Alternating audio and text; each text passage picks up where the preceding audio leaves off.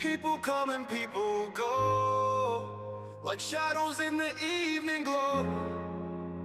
Whispers here and there they go, empty promises they boast.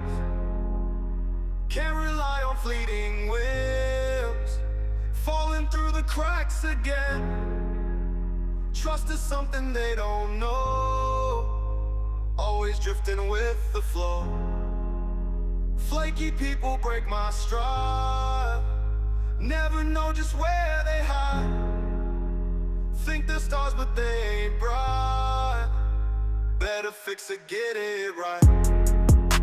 Show up late and then they're gone, singing the same tired song. Never serious, never true, got no clue what they should do. Think the world revolves around them, but they ain't worth a single gem. Lost in their own hollow fame, playing such a tiresome game. Flaky people break my stride, never know just where they hide. Think they're stars but they ain't bright, better fix it, get it right.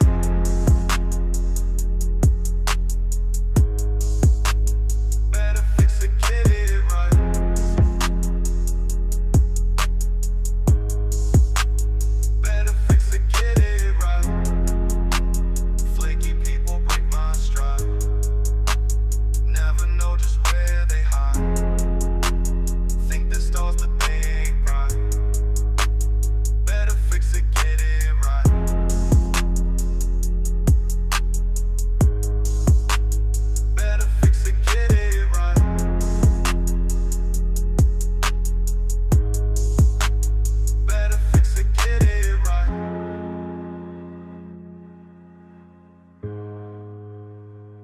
fix it, get it right.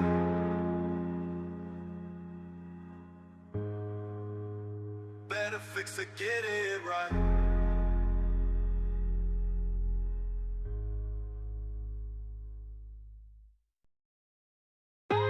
I used to roam those crowded streets where all the ghosts are known, but I'm a torch to every bridge, ain't scared to let them go.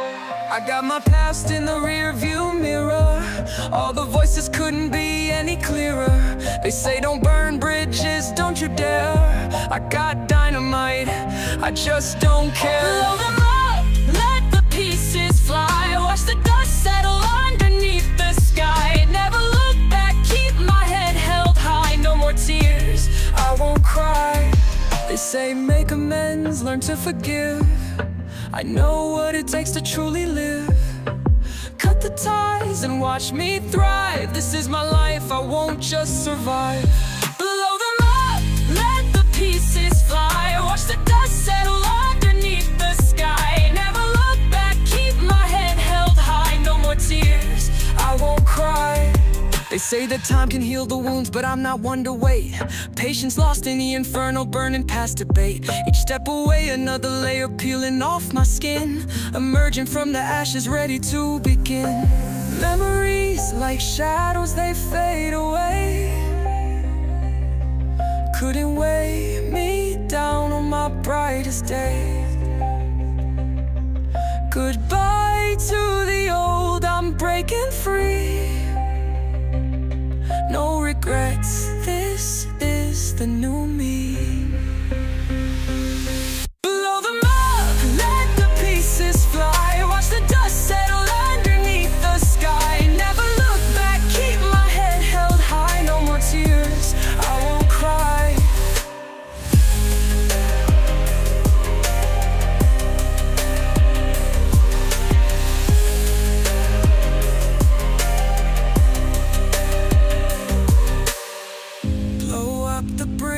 Don't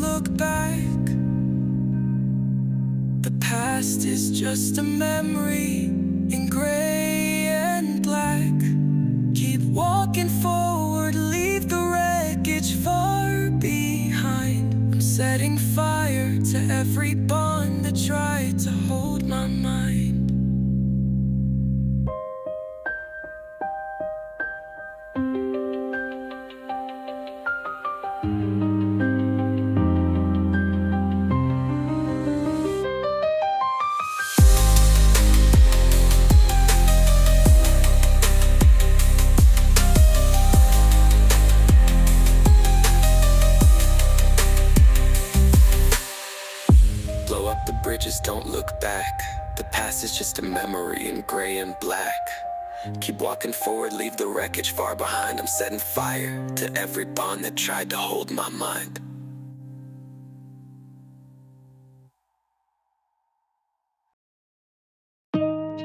It's Tech Coach Ralph TVV. Yeah, men lying, women lying, numbers manipulate. Don't matter what no one say, I throw the stats away. No need for calculators, we already greater. No need to validate us. It's Tech Coach Ralph TV. Get up, it is Saturday morning. I've got to get my coffee cause I can't stop yawning. Get to watch my favorite show today. Men lie, women lie, numbers manipulate. Tech Coach Ralph and Mitch and Yakar, that's how it be. Shooting galaxies from their hands, it's Tech Coach Ralph TV. You don't need to grab your remote because you'll be floating free. Don't gotta worry about negative forces, it's positivity. Get up, it is Saturday morning. I've got to get my coffee cause I can't stop yawning. Get to watch my favorite show today. Men lie, women lie, numbers manipulate. Get up, it is Saturday morning. I've got to get my coffee cause I can't stop the yawning. But I get to watch my favorite show today. Men lie, women lie, numbers manipulate.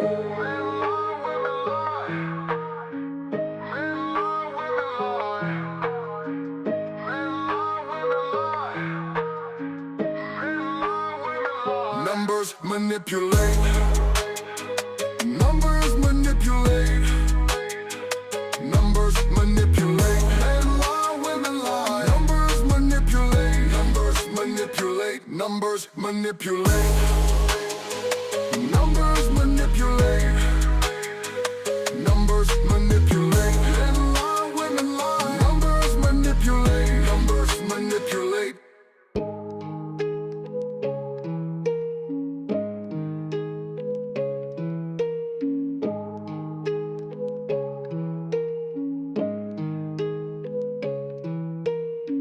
Tech Coach Ralph and Mitch and Yakar, that's how it be. Shooting galaxies from their hands, it's Tech Coach Ralph TV. You don't need to grab your remote because you'll be floating free. Don't gotta worry about negative forces, it's positivity. Tech Coach Ralph and Mitch and Yakar, that's how it be. Shooting galaxies from their hands, it's Tech Coach Ralph TV. You don't need to grab your remote because you'll be floating free. Don't gotta worry about negative forces, it's positivity. Get up, it is Saturday morning.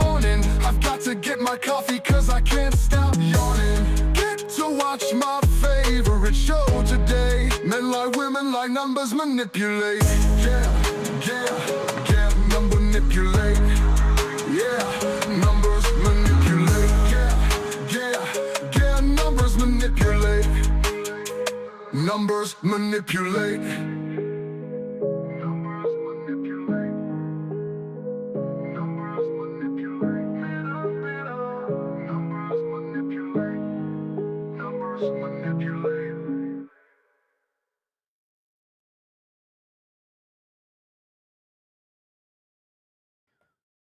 Good morning, good morning, good morning. How is everyone doing out here today? How is everyone doing today? I am Tech Coach Ralph. We are engineered to win. You know how we do. This is the Men Lie, Women Lie, Numbers Manipulate show, where we review the weekly economic crossover with tech numbers, right? So everything is connected from the economy to tech and everything like that. So we find the bridge. We look at the numbers to see what's happening. There is not much data to review for this week because it was, New Year's and all that good stuff. So we only have mainly the jobless claims and the PMI. The manufacturing PMI, so we're gonna look at that. And I put a topic of discussion that is garnering a lot of feedback in the chat. Shout out to Emmanuel Dark, letting us know all his thoughts on why he absolutely loves the H1B visa program. And but first and foremost, shout out to my guy, Mr. Technique in the building, aka Mr. Yakar. Shout out to Emmanuel Dar. Shout out to Mitch. Mitch and Yakar are the two co-hosts from the chat of this show. So shout out to you guys. We got Roxy in the building as well. Shout out to Roxy. What's up, Roxy? So I'm gonna read the comments before we get started. But I just want to say thank you guys so much for being here, spending your Saturday morning with me. Hopefully you got your coffee, your car. Oh my God, your car. Look what I got. Look what I got. I got my shots. Did I make them? No, but they were made yesterday. I think I added some elderberry powder to one of. Well, I didn't add. I requested to add elderberry powder to one of them.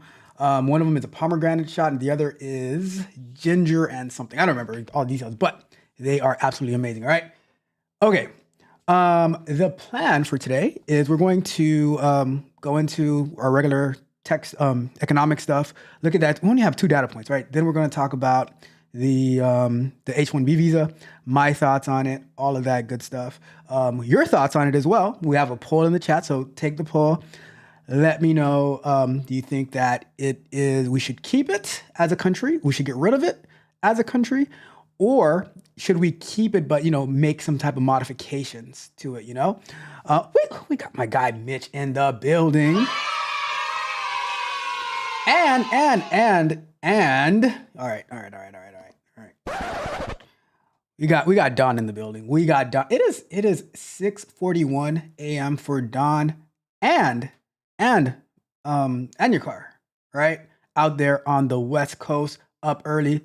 All right, Don and I have been into some serious software term negotiations. He drives a hard bargain. But we're in negotiations, all right? So, Don, we'll talk about that after, right? Anyways. So before we get started, I just had to say, first and foremost, I had to give a big thank you to my guy MQA. I was releasing the time cost calculator app on the different app stores for iOS and for Google. It had already gone out in Google, and MQA found a bug in one of the calculations, in one of the clear stuff. So because he has the Apple test flight, so he was checking that. He gets the notification. He was testing. And he sent me a message early yesterday, around probably had to be maybe 6:30 a.m. And he's like, I found this issue and that issue. I was like, oh, really? I got home, I tried it out, and I fixed it and I pushed it up. And I was like, thank you so much, MQA, for that assist. So it's out in Google already. It's in review for Apple, so it should be coming out soon. The features that we've been working on in the mornings, they have been implemented. So, and then I'm also looking at to see if I can get the Mac OS app as well. So I'm going to try to go through the process to do that and then get that uploaded to the App Store so that can be available on the Mac as well, right? So that is all the things that we have going on. The other thing I want to say is my guy, Mitch's second best friend, because I'm the first best friend, but Mitch's second best friend, Rod Brown, with 1D, not 2Ds, 1D now. He's the devil. He is the devil.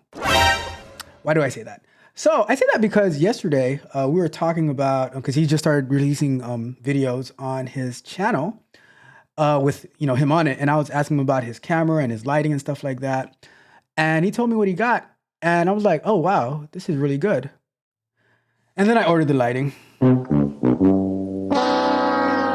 I ordered it. I'm like, all right, I'm sold. I need better lighting, and I ordered it. Should be here today, so I'll be spending the afternoon setting up lighting. Thank you so much, Rod Brown with 1D. You, my friend, are the devil, but the devil that I appreciate and love. 2 more things. Monday and Wednesday, we're going to be going through the large language model course. The link is pinned to the chat. If you want to join me on that, I'll share the screen real quick. We're going to be, on Monday and Wednesday, we're going to be going through day 1. We're still on day 1. We got up to setting up the Anaconda for engineering. We're going to continue with that. And we're gonna get as far as we can. Monday and Wednesday, hopefully we get done by the creating an AI-powered web page summarizer by then. And then following that, once we get to day 2, whenever that, it might be the following week, it might be Wednesday, I don't know. However it goes, but we'll be getting into day 2 once we get done with day 1. But we're going to be continuing on from setting up the Anaconda for LLM engineering. This part right here. We're setting up our environment, all right? Thursday, ethical hacking. We're going to be this coming Thursday, we're going to be downloading VirtualBox and Kali Linux. We're going to be installing Kali Linux on a virtual machine, and so pretty much all of this stuff over here we're going to be doing. Everything that is not a project, watch on your own, and then we shall do whatever projects together. Networking basics, full screen mode, yada yada yada. Watch on your own. We'll practice it live. But yeah, so those are the announcements. Tomorrow, DevOps is normal. All right. If you DM me or email me, and you are not a coaching student of mine, I'll answer live on air, most likely on Tuesdays. So if I just tell you I'll answer on Tuesday, that's why. Because like I said last year, I'm not going to invest a lot of time getting very well-crafted answers for one person if you do not work with me one-on-one, all right? So if you want the answer, tune into the live streams, all right? Okay, so let me check the chat, and then Mitch is about to say that was mean. But like I said, Compassionless 2025, here we come. And full steam ahead, all right? Mitch is gonna say that is mean.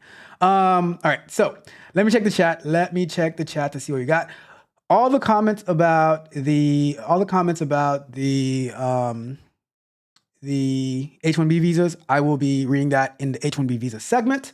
So I see them, but they're not the main priority right now. But we'll start off with this, right? Mr. Technique is in the building. Shout out to you, Mr. Technique.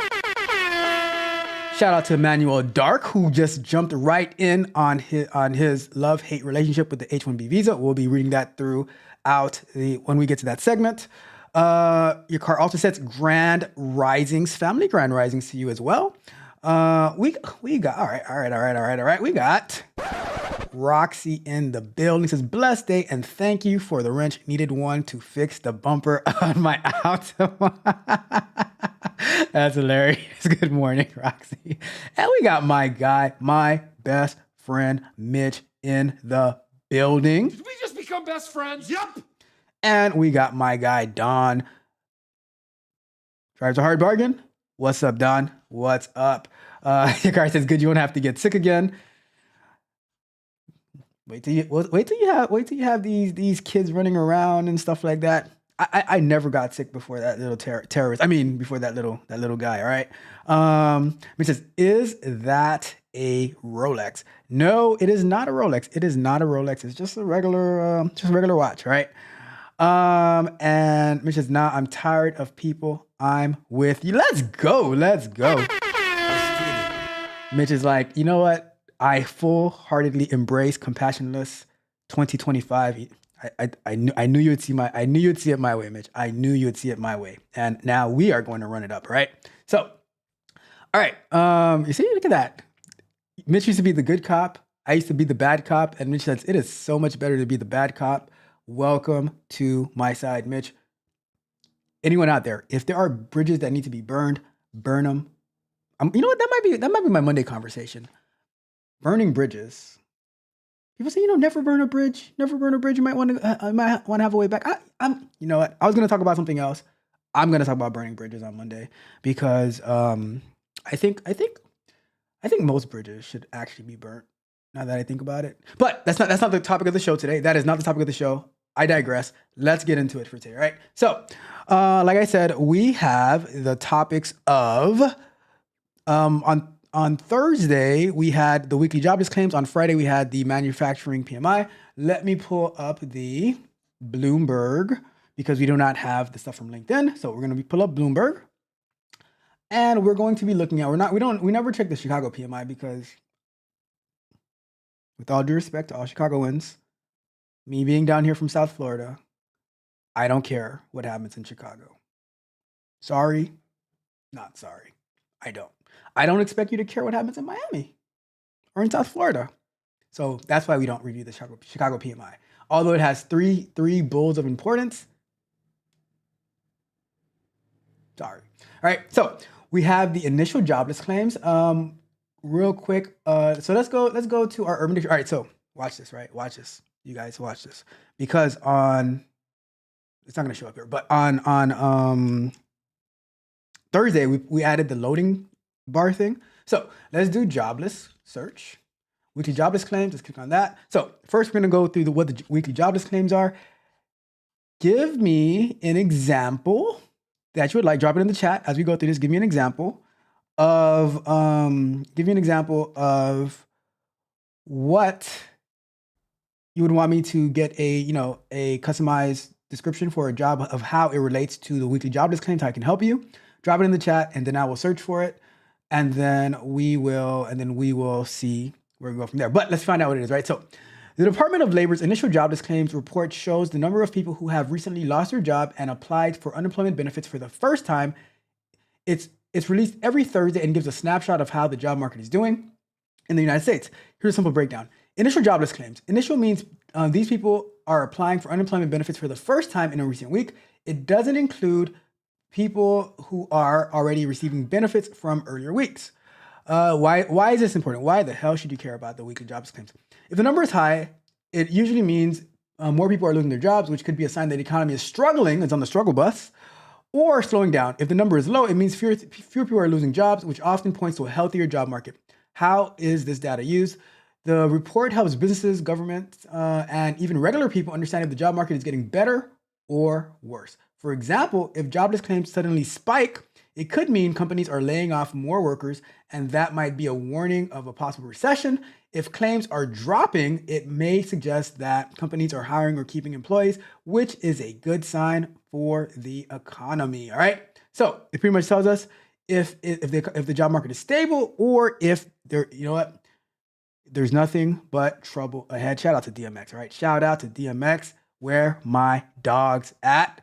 And then right on cue, your car's dogs start to bark in the background. And then the V8 engine is going to start and say vroom. And then it's going to be, cats and dogs dancing in the streets and stuff like that. All right. So what job description should we search for?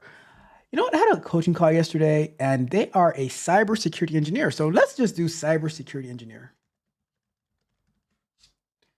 And I have to update this button because I don't like this lame looking button. But all right. You guys watch what's about to happen. All right. We just actually implemented this on Thursday. All right. So I'm going to click search. Oh, I know what happened. So we have this bar showing up over here, but that's not the one. Can you even see it? That's not the one that I wanted. Let me go and fix that real quick. Let me do it over. I'm disappointed. Let me go do it over. That was a, let's do that over. I'm gonna do it over, right? We're gonna do it over because that was so anticlimactic. So let's do it again. All right. All right. There we go. Look at that. Look at that little loading bar while it's going left and right, left and right, left and right, left and right. And I wasted probably like 1 cent to show you that over again with my OpenAI credits. But all right. So let's see. Why should the jobless claims matter to a cybersecurity engineer? So job market stability. If weekly jobless claims are rising, it suggests a weakening job market. Employers might be more cautious about hiring. For a cybersecurity engineer, this means there could be fewer job openings or less job security. Imagine that, job security for a cybersecurity person. Conversely, if jobless claims are lowering or decreasing, it indicates companies are doing well economically, leading to more hiring in technology fields, including cybersecurity. This example kind of sucks. Budget allocation. Companies often adjust their budgets based on economic indicators. If jobless claims are climbing, businesses may cut back on expenditures, including investing in cybersecurity projects and personnel, which is not a good idea. It is never a good idea to cut back on cybersecurity investments, all right? It says this could impact the resources available for cybersecurity engineers to do their jobs effectively, such as investing in the latest tools or technology. So there goes the difference between, all right, so here, I'll give you an example, how it relates to tech, right? If the company sees that there might be a recession coming, they might say, you know what, we're not gonna pay for the licenses for maybe, Sumo Logic, Splunk, etc. Cybersecurity people, go ahead and install Grafana in order to be monitoring stuff like that. Use open source tools instead of the well-established, very expensive tools that are available. So there's another one there. And let's see, company priorities in tougher economic times, indicated by high jobless claims. Companies might prioritize immediate revenue generation over long-term security investments. Cybersecurity engineers might find themselves working on a project projects that are deprioritized, or seeing their roles reduced in favor of roles that are directly linked to revenue. Business growth. When jobless claims are low, it often indicates business growth and expansion, which can lead to increased demand for cybersecurity as more businesses look to protect their data and infrastructure. A cybersecurity engineer might find more job opportunities, better salaries, and increased demand for their skills. All right. So that is our example for cybersecurity. Let's go and take a look at the report. We're already there. Let's go here. And let's zoom in on that. Let's go to... So in the week ending of December 28th, the advanced figures for seasonally adjusted initial claims was 211,000, a decrease of 9,000 from the previous week's revised level. So when this number goes down, that is a good sign. And guess what? The forecast was 222,000, right? That's what I saw at Bloomberg, if we look at right here. So the forecast was 222,000. We missed it. When I say we mean we as a country, missed it by about 11,000. So that's good. We're 11,000 lower of initial jobless claims in the forecast. However, we know that the men who report on the initial jobless claims lie. The women who report on the initial jobless claims lie. The numbers though that they report, they manipulate. Yes, they do. So that means that next week they might say, you know what? We revised the numbers. It was actually came in at 227. All right. So that's what we see from week to week. So keep that in mind that it can change. But for now, we will be optimistic and say that it was we came in 11K short. All right. So there we go. Let's keep reading. Where is that? All right, there you go. All right, so a decrease of 9,000 from previous week's revised levels. The previous week's level was revised up by 1,000. See, revised up by 1,000 from 219 to 220. The 4-week moving average is 223, 250, a decrease of 3,500 from the previous week's revised average. The previous week's average was revised up by 250 from 226,500 to 226,750. All right. Insured unemployment rate 1.2. It's always between 1.1 and 1.3, so I'm not even gonna worry about that. There goes the bars. All right, so let's jump down to. Let me see. We were looking. All right, so the one I like to look at this one. The total number of continued weeks claimed for benefits in all programs for the week ending of December 14th was a very big number. All right, so initial claims for UI benefits filed by former federal civilian employees was 506 in the previous week ending in December 21st. A decrease of 41 from the previous week. There were 314 initial claims filed by newly discharged veterans, a decrease of 61. So numbers are kind of going down, right? For this week. Next week it's probably going to be skyrocketing because it just goes all over the place, right? There were 6,558 continued weeks claimed filed by former federal civilian employees the week ending on December 14th, an increase of 526 from the previous week. Newly discharged veterans claiming benefits totaled 4,618, an increase of 71 from the prior week. The highest insured unemployment rates in the week ending of December 14th was, will it be New Jersey? You're damn right, it's New Jersey. All right, shout out to New Jersey, 2.4. So you know what? New Jersey is actually double the whole country, right? So because the country is 1.2, but New Jersey steadily coming in at number 1 is 2.4, doubles it. California is 2.2, Minnesota, Washington 2.2, Alaska, Rhode Island are 2.1, Illinois 2, Massachusetts 1.9, Montana 1.8, Nevada, New York, and Pennsylvania is 1.7. And the largest increase in initial claims for the week ending of December 21st were in New Jersey. All right. New Jersey scored double gold in the unemployment, initial unemployment claims. Kentucky at 2,135, Missouri 2,108. Shout out to Miss Freckles out there in Missouri. Connecticut 2,088. Tennessee 2018, while the largest decreases were in New York City, Florida, West Virginia, Minnesota, and Kansas. Let me see. Let's see. All right. Let's go back to the full screen. All right. That was the weekly jobless claims. And now let us check the chat to see what everybody thinks about this. All right. So let me see. Let me scroll back up. And Emmanuel Dark says, AKA how to make it easier for hackers to pawn you. Don says, funny, so a company will cut back in cyber.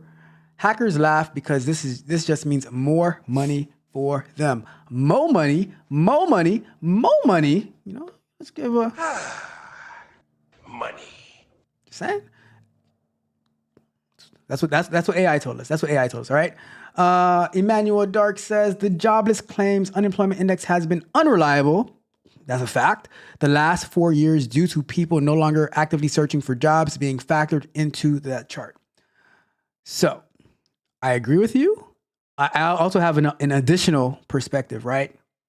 So when you have a lot of people who are coming into the country on various programs, and you can't file for a jobless claim when you get here and you never had a job, right?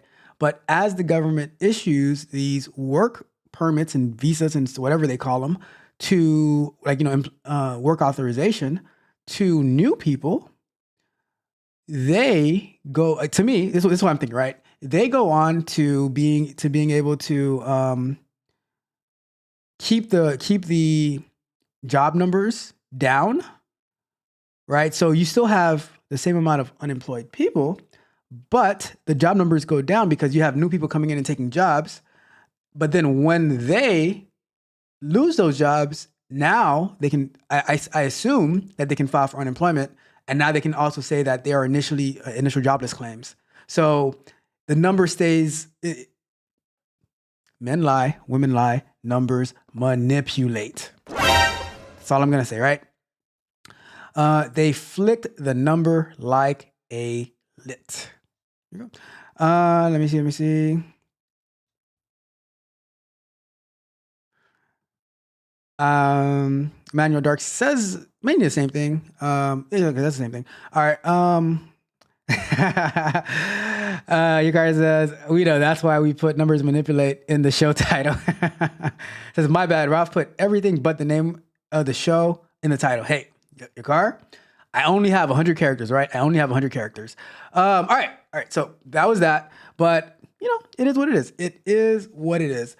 Let's get into the next topic of today. We're going to be looking at the Institute of Supply Management manufacturing PMI for the month of December. Let's get to it. All right. So let's go over here. And we're going to search for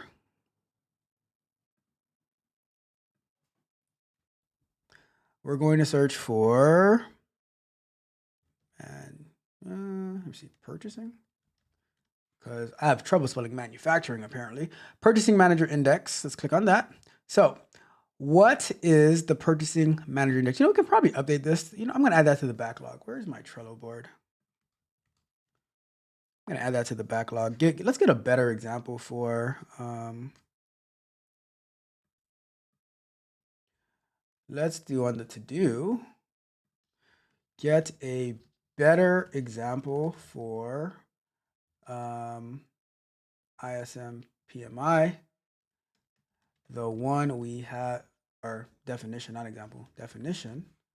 The one we have now is straight, hard trash. And I'll even, you know what? In honor of my best friend Mitch, I will even throw the trash icon that represents him so well. All right, cool. There we go. All right, let's continue. But the Purchasing Manager Index is like a report card for the economy. Drop me a job description. You know what? I'll use Black Hat Hacker because Don just mentioned Black Hat Hacker. So imagine you have a friend who checks how well stores and factories are doing each month. They ask questions like, are you making more or fewer things?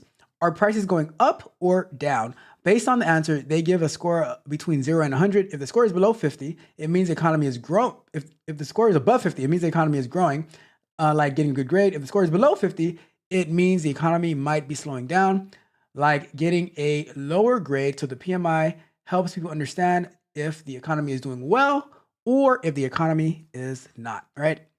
Let's go to it. So let's search for Black Hat Hacker. And let's see how does the Purchasing Manager Index affect Black Hat hackers, if at all, because sometimes AI tries to force an example. It tries to force a round example in a square spot example space. All right, so let's see.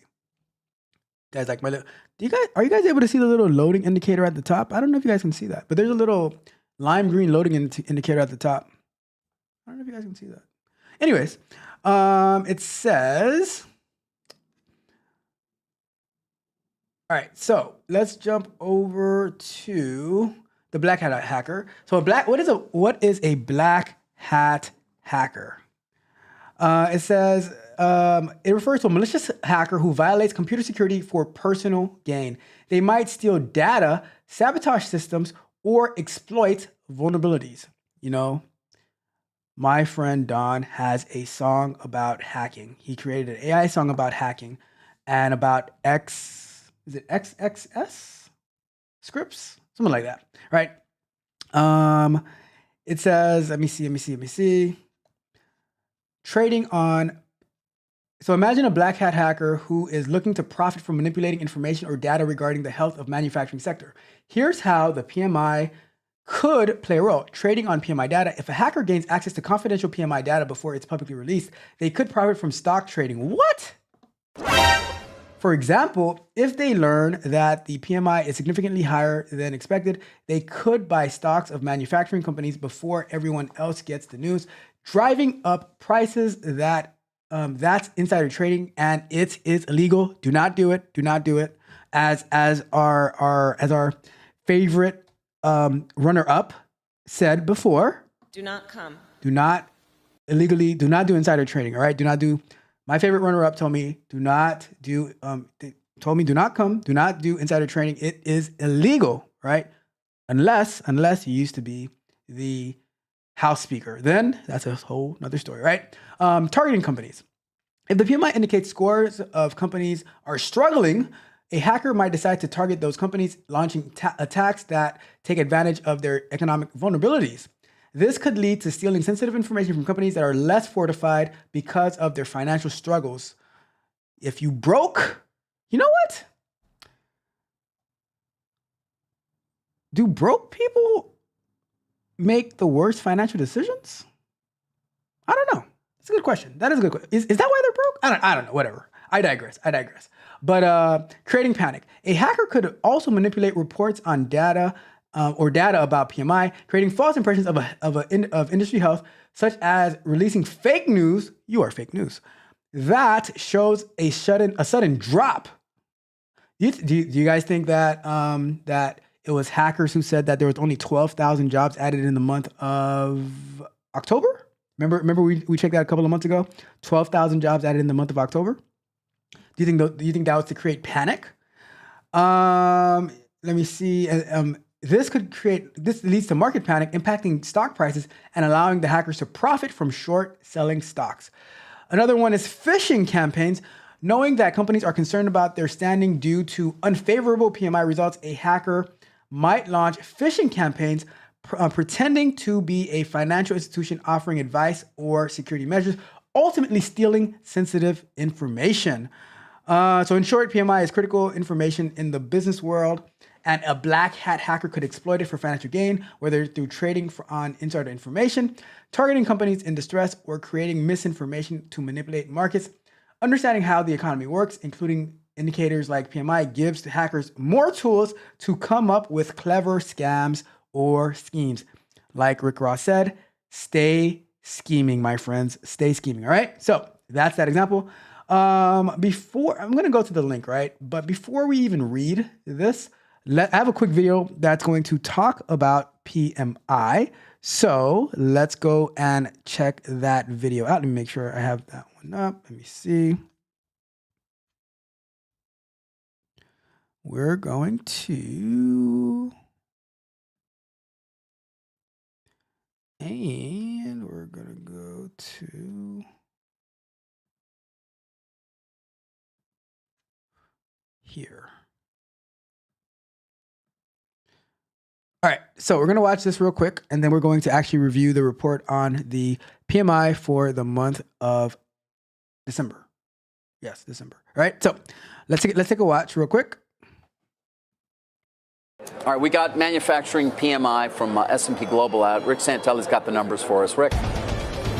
Yes, S&P Global, these are December final reads on the manufacturing side. Our mid-month read was 48.3. It improved up to 49.4, but it's still the sixth consecutive month in contraction, so the last 6 months under 50. The first 6 months of 2024 were above 50. 49.4 fits right in with November, which was 49.7. Both just a bit, but still under 50. Big story today is how the dollar index came in 2025 roaring. If it would have closed at some of the higher levels today, it'd be the highest close going back to November of 22. We still have construction spending and the ISM PMIs at the top of the hour. Squawk on the Street will return after a short break.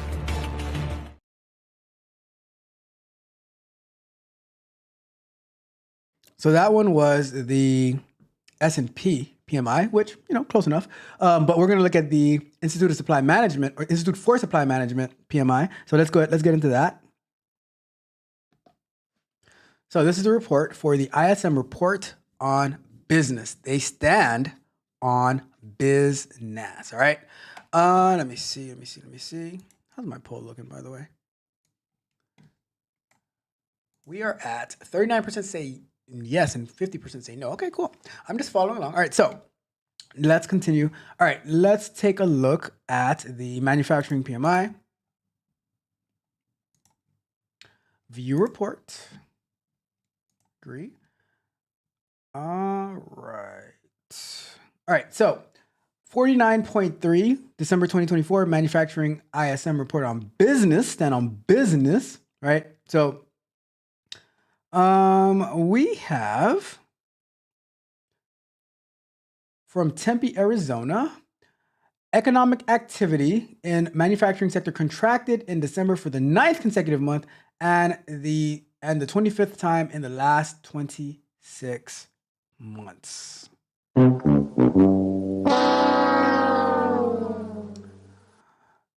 The report was issued today by Timothy R. Fior, of the chair of the Institute of Supply Management.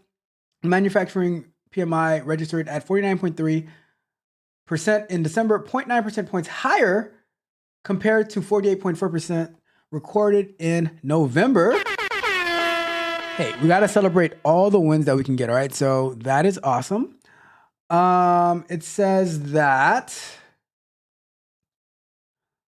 the overall economy continued in expansion for the 56th month after 1 month of contraction in April of 2020.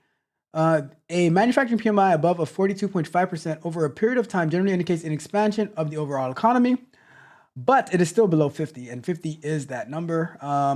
The new orders index continued in expansion territory for the second month after 7 months of contraction, strengthening to 52.5%, 2.1% points higher than the 50.4% recorded in November.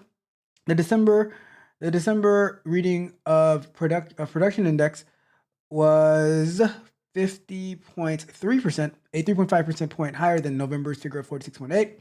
The index returned to expansion after 6 months in contraction. The price index continued in expansion or increasing territory, registering at 52.5%, up 2.2 percentage points compared to the reading of 50.3 in November. The backlog of orders index registered 45.9%, up 4.1 percentage points compared to the 41.8 percentage points in November. The employment index registered 45.3 percentage points, down to 2.8 percentage points from November figure of 48.1. Let me see. And this is why I want to get that our AI summarizer plugged in so that we can just pass this URL, say, hey, summarize this URL for me, give me the key points so that we don't have to go through every single detail and not have to jump around. All right, so let's take a look at some of the comments that they said. All right, so it says that the new order, and let's start, okay, Fiora continues, U.S. manufacturing activity contracted again in December, but at a slower rate compared to November. Demand showed signs of improving while output stabilized and input stayed accommodative. Ooh, where's the wealth building journey when I need them? I just said accommodative on the first try, right? So demand analysis includes the 1, new orders index remaining in expansion territory, 2, new export orders index increasing up 1.3 percentage points and now unchanged. Backlog of orders index slowing its rate of decline but continuing in contraction territory.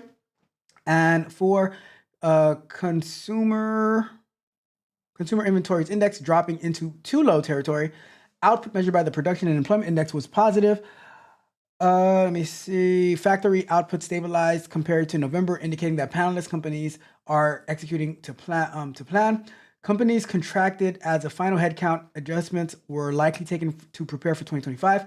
Inputs defined as supplier deliveries, inventory prices, and imports generally continue to accommodate future demand's growth, with inventory and imports improving marginally, though remaining in contraction. Price increase and supplier deliveries marginally slowing.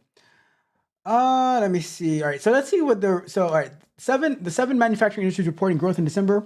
Listed in order: primary metals, electrical equipment, appliance and components, wood products, furniture and related products, paper, miscellaneous manufacturing, and plastic and rubber products.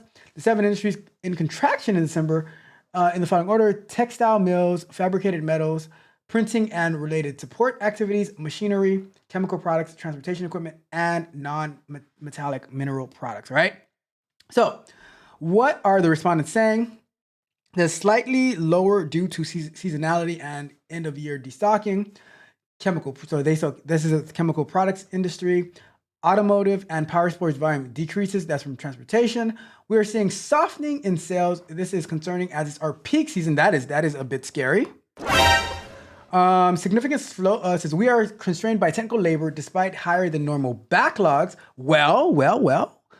You might have to, go and look for that H1B visa person to come and help you out if you're struggling from if you're constrained by technical labor, right? It says significant slowdown in production requirements in the last 2 months. Machinery order levels were well below forecast projections. Fabricated metal products. The increase in new orders has our plant at full capacity. That's electrical equipment, appliances, and components.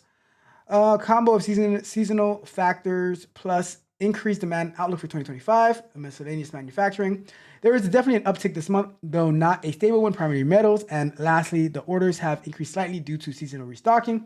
Plastic and rubber products. Right. So that is our PMI. That's our PMI, right? So we are going to go back to full screen. And I will check the chat. Let me get a sip of coffee, though.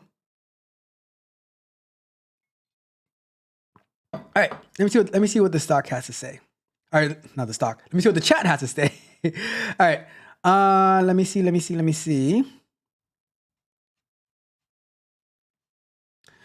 We got my guy Alexander in the building. Says good morning, all. Good morning to you, Alexander, on a beautiful. You know what? It's cold in South Florida. It is cold in South Florida. It is. Well, it was colder. It's 64 degrees now. It's getting a little bit warmer. It was 55 degrees out there. It was 50. Like, who does that in Who does 55 degrees in South Florida? You know. I was like, oh, I should go to the beach today, and I'm like, 55 degrees? No way. I wasn't gonna go to the beach. Just saying. I'm just saying. All right. let's go to and Alexander also said, Tech, leave Mitch alone. He is a good guy. Sometimes. I don't know, Alexander. I think Mitch is a good guy all the time, but he tries to put a front that he's a bad guy because he wants to take my villain role away from me while still being the good guy. But I am the villain who does. I just don't stop. I'm just that villain, right? I'm just that villain, right? So and I embrace it. That's why I say burn the bridges, right? All right, let me see what else we got. We have so Emmanuel Dark says the black hat hackers are the bad guys. Let me see. Emmanuel Dark says they might be government-backed operators, but our government never. You know what? You didn't even just say that. You did not even just say that. It says only Nancy Pelosi can do insider trading. You know, that's a fair point. That is a fair point. Don just dropped the song. We'll let me start that. We'll take a listen to it afterwards. And it says, funny, writing some stock indicator libs while I watch this. So yeah, that's why I rock with Don. That's what, because he is all like, I'm telling you, he sent me this prototype of my own app within like 30 seconds on Friday, and now that's why we're in negotiation. Like, all right, well, how are we gonna do this, right? Because like you guys saw me tell Mitch, if he goes somewhere else, I will sue, because that non-compete clause is binding. All right, so I'll be coming after you too, Don. I will be coming after. I'll come after everyone. I would come after my own son if he tried to cross me in business. All right, I'm just saying. Nobody is safe. All right, I'm just saying. All right. Mitch says, "Thank you."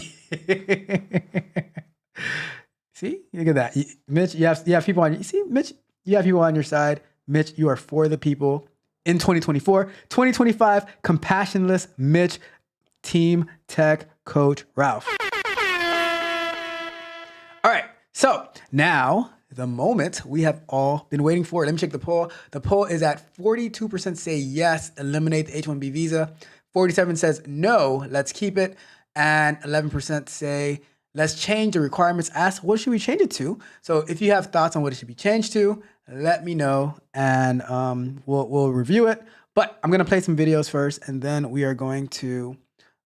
First video I'm gonna play is I'm gonna play a Fox video first on getting some thoughts about the H1B visa, and then God forbid, we're gonna actually look into what the H1B visa is. You know, and then we are going to share our different thoughts, comments. You know what?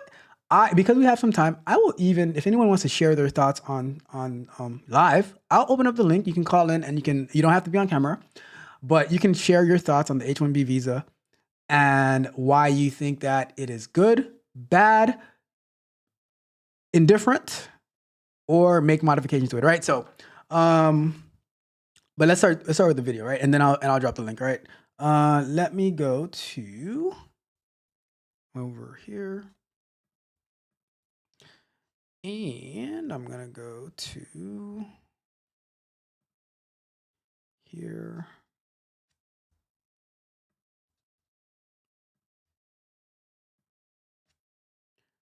And let's go to, look at that. The person who came up is Emmanuel Dark's, Emmanuel had some very kind words to say to Mr.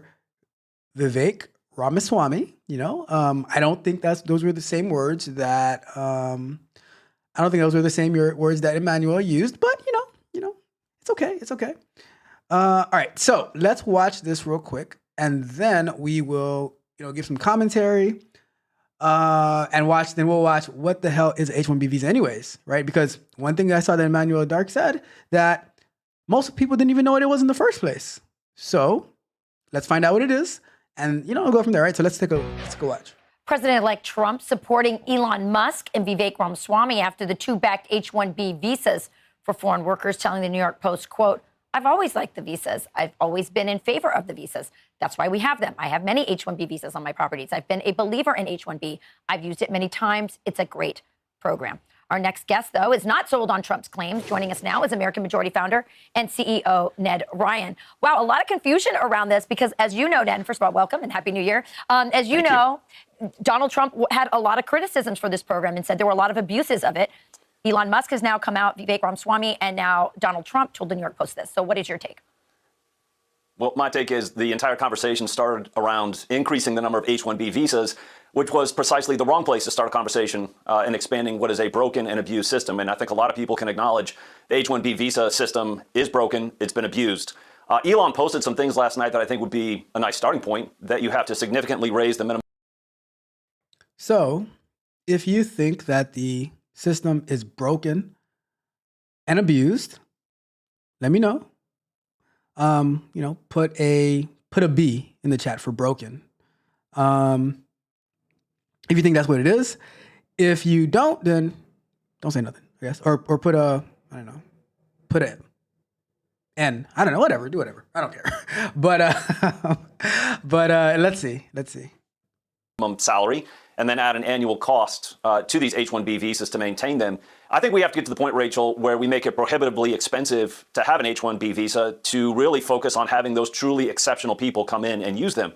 But Rachel, I think the thing that has to be discussed is the fundamental issues around this whole entire debate. Is that America fundamentally is not an economic zone. We're not some global storefront. Americans should not be treated as second-class citizens in their own country because federal policy allows billion-dollar corporations to hire foreign workers at under-market wages instead of paying American workers full wages. So if we can start to frame the conversation that way and understand the system is broken, it needs to be reformed, and the American people should actually be prioritized in all things, that really is the message of America first.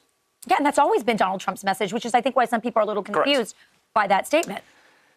Well, I think probably what's truly indicative of where Donald Trump's second term will go on this is the fact that you have Stephen Miller in the White House, and he will be dealing with some of these issues like the H-1B visas. I think Stephen Miller has made it very clear how he feels about H-1B visas. The system has been abused. There is need for reform. And I think you actually, the starting point in the conversation with H-1B visas is how do you actually reduce the number to truly bring in those that are exceptional and not let it be abused. So I feel pretty confident that Stephen Miller and his reform ideas on H-1B visas will truly be what will happen in the second term.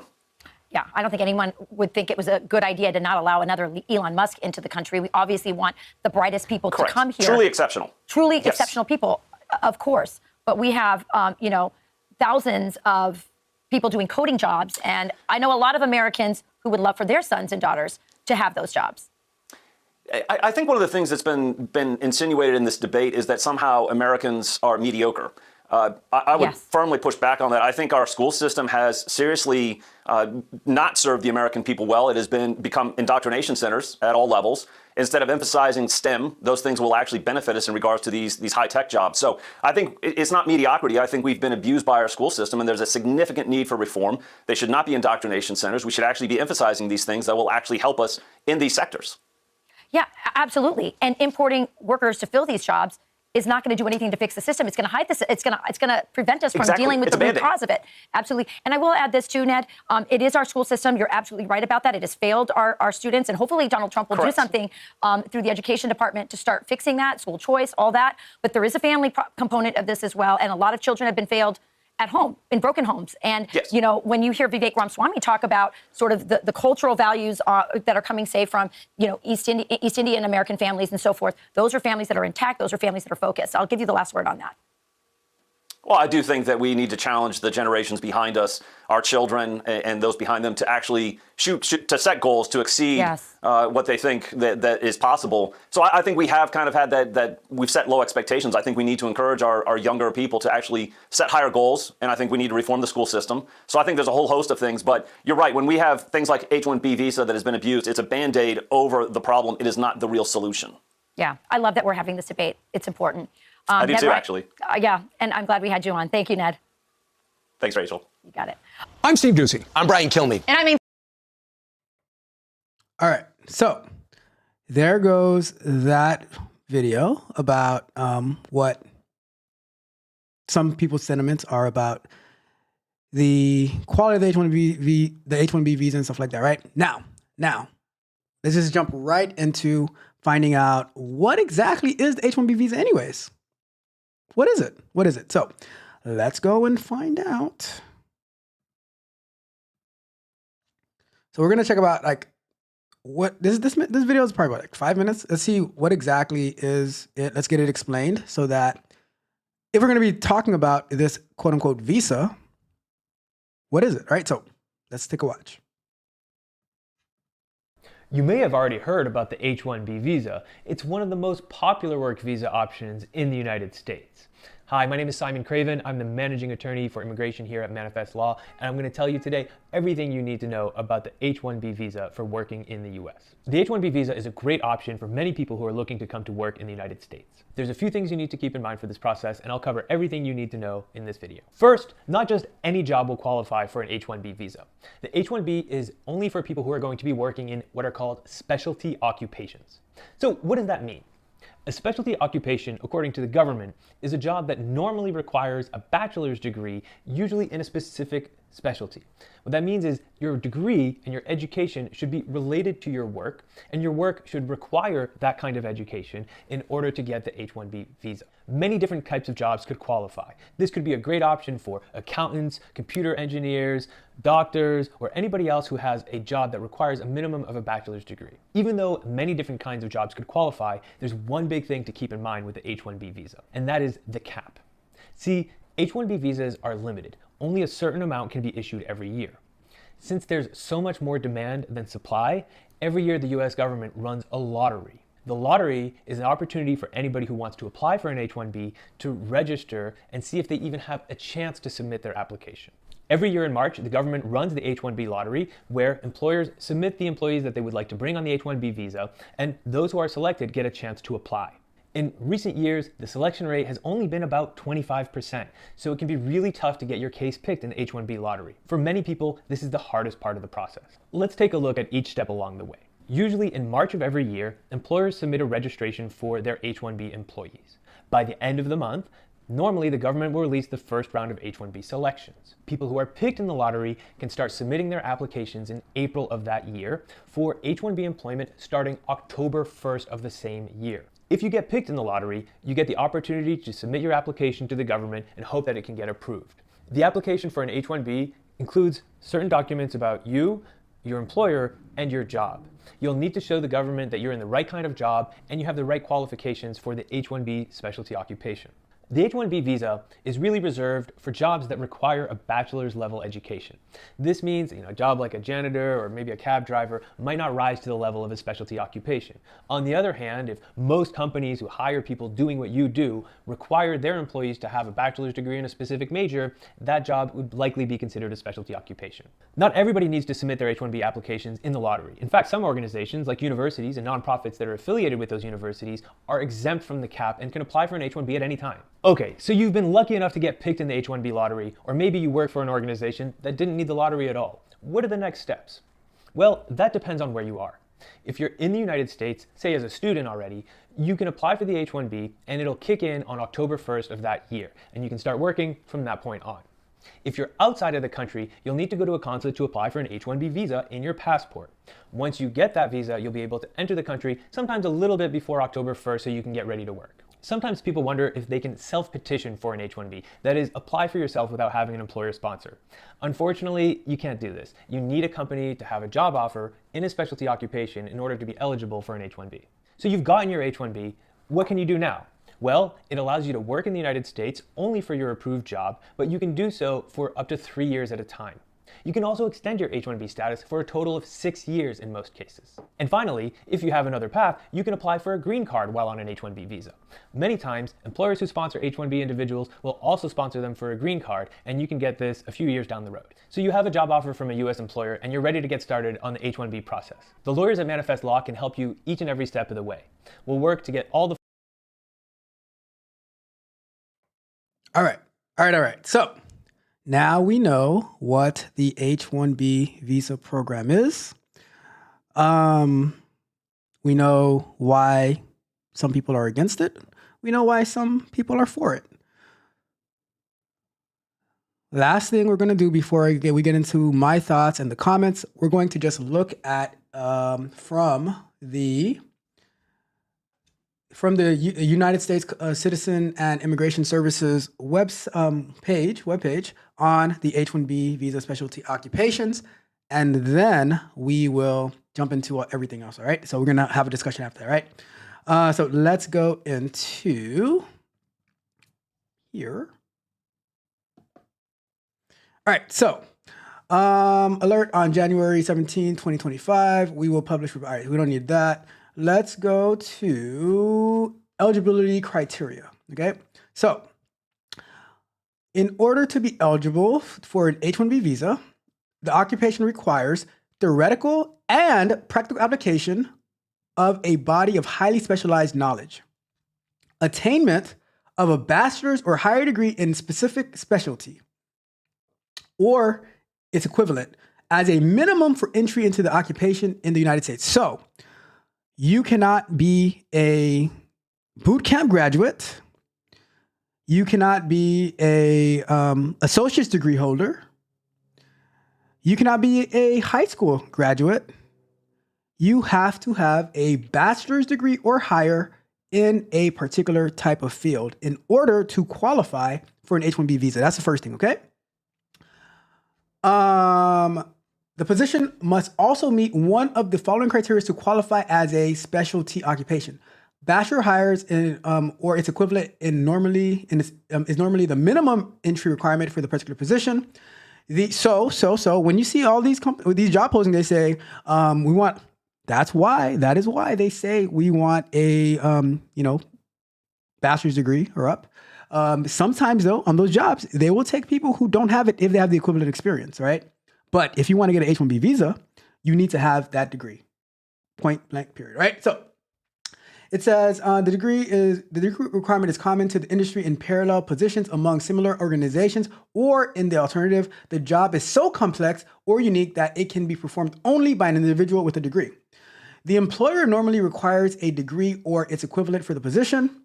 The nature of specific duties is so specialized and complex that the knowledge required to perform the duties is usually associated with the attainment of a bachelor's degree or higher.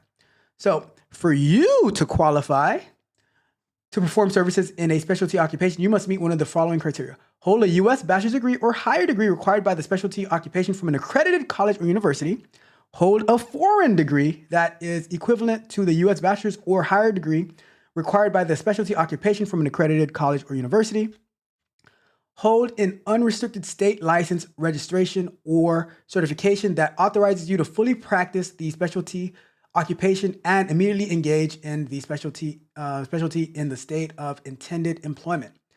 Have education, specialized training, and or progressively responsible experience that is equivalent to the completion of a U.S. bachelor's or higher degree in specialty occupation, and have recognition of expertise in specialty through progressively responsible positions directly related to specialty, right? The job must require a bachelor's or higher degree or its equivalent to perform the duties. The petition must be accompanied by a verification letter from the DoD, Department of Defense, project manager for the particular project, stating that the beneficiary will be working on a cooperative research and development project or a co-production project under a reciprocal government-to-government agreement administered by the Department of Defense. Details about specific projects are not required. A general description of the beneficiary's duties on the particular project and actual dates of the beneficiary's employment on the project. A statement indicating the name of the non-citizens currently employed on the project in the United States and their dates of employment, and the names of non-citizens where employment on the project ended within the past year. All right, I'm gonna read that. Let me see. Fashion model. I didn't know. I did not see that coming. I did not see this one coming. Right. So for H1B3, fashion model. So what was up here then? So H1B2, DoD researcher, and this one is H1B specialty. Okay, I got you. So fashion models. Oh, okay. Is that how the First Lady-elect got in here. The position service must require a fashion model of prominence. To be eligible for the visa category, you must be a fashion model of distinguished merit and ability. I'm just saying. All right, there we go. All right, so, and then there goes the process. I'm not going to go through the whole process. I think the video laid that out. Let's see. There's some additional stuff I wanted to see, though. Labor conditions. Let me see. Because I was reading something about the pay for it, right? Let me see. So this is about the 3 years, 6 years. Let me see. Where is that? H1B cap. So H1B classifications has an annual numerical limit cap of 65,000 new statuses visa each fiscal year. An additional 20,000 petitions filed on behalf of beneficiaries with a master's degree or higher from a United States institution or higher education are exempt from the cap. Additionally, H1B workers who are petitioned for or employed at an institution of higher education or its affiliated or related nonprofit entities, a nonprofit research organization, or a government research are not subject to this numerical cap, right? Changing employers, portability. Don't care about that too much. Family of your spouse and unmarried children under the age of 21 may seek admission in the H4 non-immigrant classification so they can come with you. There was something about the pay though. Where is that? Because I see Emmanuel's comments in the chat, but there was something about the pay. Let me see if I can search for it in here. Let's see.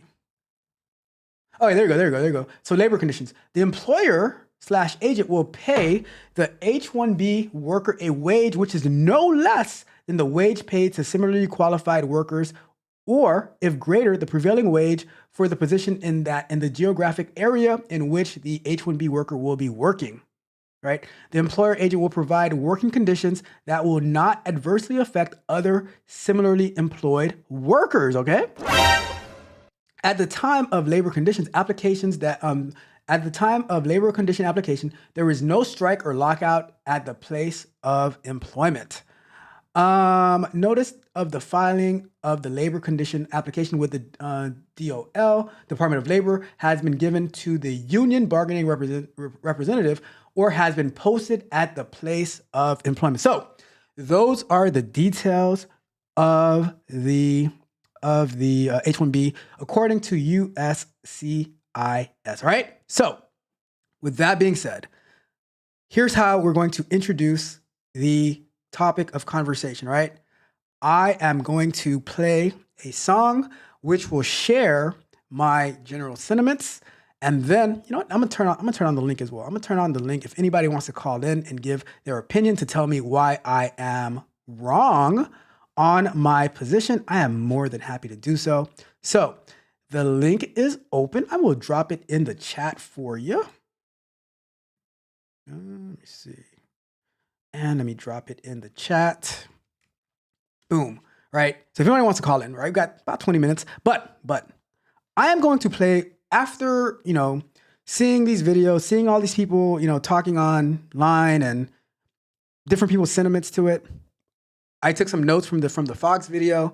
I'm going to share my thoughts, and my thoughts are,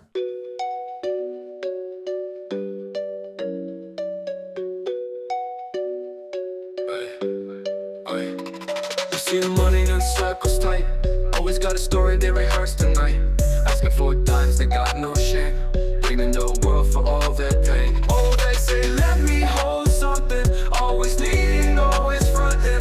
You're the wrong one, can't you see? Crazy seeing the world differently.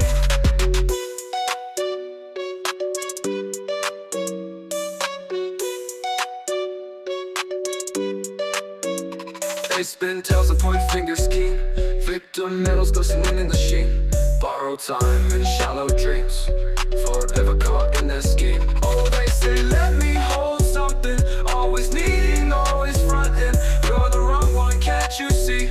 Crazy seeing the world differently. They spin tails and point fingers key. Victim medals glistening in the sheen. Borrowed no time in shallow dreams, forever caught in their scheme. Oh, they say let me hold something, always needing, always fronting. You're the wrong one, can't you see? Crazy, seeing the world differently. Watch them call your cold heart tight. When you say no, they see fight. Indignation, such a plight. In the victim Olympics night, running in the endless race. Mass smiles but no grace. Holding hands. All right. So let's get to it. I'm gonna start off with I'll start off with my comments, right? I'll start off with my comments and then we can go, I'll check the chat. So here's how I see it. I don't care. Your car said earlier, is there an option for don't care? Look, people will find anything to blame for their circumstances, their situation. We, as a country, community, whatever, don't care about competing. We love to watch basketball, football. We love to watch competition, right? We love to watch competition, but we don't love to compete. We don't love to compete. And you guys think that these companies who are about business and making money, they're supposed to care about, oh, well, you know, the school system didn't educate us to know STEM and to know this and that and this and that. And they're like, wait, look, we want people who can do the job. From what I've seen working at many different companies and from looking at a bunch of different job postings and stuff like that, a bunch of recruiters reaching out to me and stuff, agencies, they say that how many job descriptions that you see that says you have to be a U.S. citizen or a green card holder. They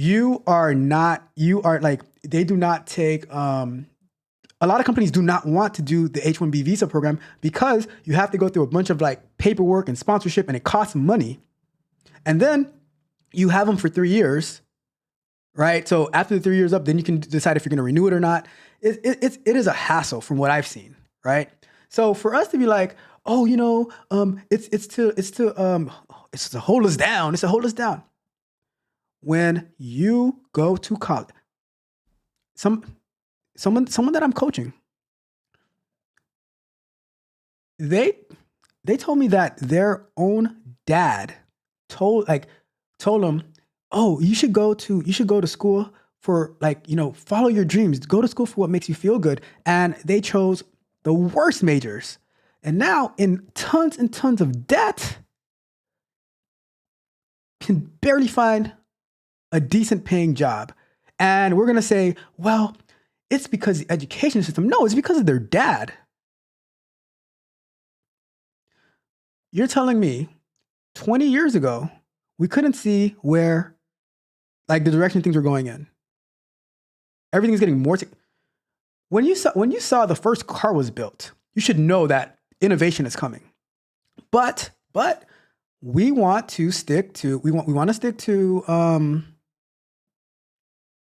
you know, I want to go to school for, don't at me for this, right? I'm just saying, I want to go to school for literature, for film production and theater and all that stuff, right? And cool, to me, that's a very heartfelt, nice hobby.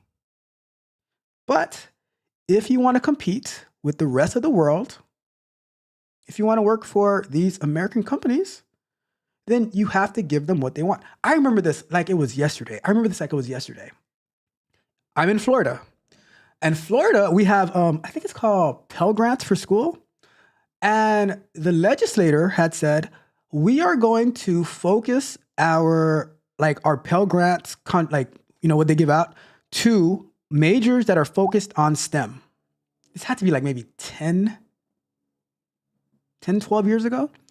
We're gonna give it out to people focused on STEM. Students who focus on STEM. You would have thought there was a murder or something. Like, there was like, what? That is so not good. The arts are so important. The arts. And I'm like, Jesus. So you're crying about jobs that you don't want, but then the people who can do the jobs, then you're like, oh, that's our jobs. No, it's not your job, because guess what? You didn't go to school for it. You don't know how to do it. You know what? Instead of going to school for it, you said, you know what? I'm going to take a 6-week boot camp. And then after 7,254, every week my number goes up. 7,254, you are applying, and they are telling you, do not come. So that's why for me, I'm like, you know what? If you want the jobs that pay, then go to school, study. Don't go to college to club. Don't go to college for the band. Don't go to college for the football games. Go to college to get an education so that you can compete with the rest of the world. I'll tell you another story. I had a friend. I have a friend. He played football in high school, right down the street from where I grew up. When he went to college, right, and he had to turn in a paper, he wrote it with a pen or something like that, right? And he turned it into the professor, and the professor's like, "What is this?" And the professor said, like, he said, "This is my paper." He's like, "This is college. This is college. We don't write stuff. Like, you type it on a computer." And that was his first exposure to the global marketplace. So did the school system fail him? No, the school system fails you because as parents, we fail ourselves. We don't care. Right? So the other, and now I'm gonna go into the chat, and we're gonna have so I can respond to some of the comments, right? But that is my initial sentiment. Let's see, and if Emmanuel, if you want to call in and we can talk about it, feel free to click the link. You don't have to be on camera. But I'm going to. Did I drop the link in the chat? Let me see. Let me make sure I dropped the link in the chat. Yes, I did. All right, cool. I did. All right, so we are going to. I'm gonna start off with the first comment. So your car had said, "We need a choice. Don't care. More important things to fix in the poll." I specifically did not put that in the poll. All right, so Emmanuel says all pseudo-intellectual arguments for H1B visas is cap, because at the end of the day, it's modern day indentured servitude and about cheaper labor. So I start off with this comment, right? I would say that number one, the person who is getting the H1B visa, coming over to like either in this country or not in this country, if they're already here, great. Maybe they went to college and then they want to work here. They get their visa, whatever, right? If they can do the job, right? So my take is, which is the take of the federal government, is give preference to people here. But if there is the same position, right? Let's say you're getting started off as a software developer, and it starts off at $80K. If the H1B visa person qualifies and the company wants to do it, and there's another person who doesn't qualify, then should they number one, should they give the job to somebody who is unqualified? Number two, should they not have the job at all? Like, should they we're not going to give it to anybody because we don't want to be we don't want to be the indentured servitude owners. I don't know, whatever it is. If the person who's applying for it doesn't have a problem with it, why do you? Right? If it's modern day indentured servitude, number one, is indentured servitude a bad thing? Number two, if the person who's doing the job is okay with doing the job, because what if back in their own country, they have no chance of using that degree or that education, and they can actually contribute to things here? Is that a bad thing? All right. So you guys let me know in the chat. It says, do a Google search about India's cheating culture in academia and schools. It's a multi-million-dollar industry in India, helping India students from grade school to college and even postgraduate cheat. My question is, can they do the job? And even if that's the case, right? Even if that's the case, if they're cheating, right? Don't we cheat here? Don't we have No Child Left Behind? Don't we pass? Do our what is the reading and math grade level of our kids here? Tell me that. So if they're cheating and their kids can read and do math and do calculus and trigonometry and they can code and whatever, build programs, maybe we need to learn how to cheat better. Maybe we shouldn't just pass people just because they have a pulse, Maybe. I could be wrong on that. It says, there are reports of those same cheating rings used by some South Asian in the USA. So that they're all someone inherently smarter or work harder is straight bovine excrement. I mean, compete. At the end of the day, to me, America should, if it's not, it should be compete. The whole entire world. Like when we review this economic stuff, the world is our competition. The person sitting next to you to the left of you is your competition. To the right of you is your if there's somebody sitting around you, look at them and say, "Oh, that's my competition. It's my competition." All right. To me, everyone is your competition. So that's how I see it. It says the H1B visa is doing exactly what it is designed to do: turn high-paying tech jobs into cheaper labor for tech oligarchs to make more wealth for themselves and major shareholders. Based on what data? So that's my based on what data? What is the average pay for an H1B visa holder versus a non-H1B visa holder? All right, so let me see. Notice Mark Zuckerberg has had enough sense to keep his mouth shut and head down. That's a good one. Alexander says, I think everything has room to grow and evolve. Related to H1B, I think we should better our educational curriculum to the projected job market. You know what, Alexander? I agree with you, but here's where we go on different paths, right? Here's where we're going different paths. The parents don't want that. You want that, but the parents don't care because you want to just drop your kid off at what you guys call an indoctrination center, and then they make your kid an all-star, but your kid doesn't care because you don't care. You don't check their homework. When I was growing up, I think let's say it was Mondays that we had our spelling tests and stuff like that, definitions. In the mornings, my parents would tell me, we would be studying in the morning before we go to school to, how do you spell this? What does this mean? And over and over and over again. My math during the summer, I had to study. I had to memorize the timetables. I had to, in one summer, addition and subtraction.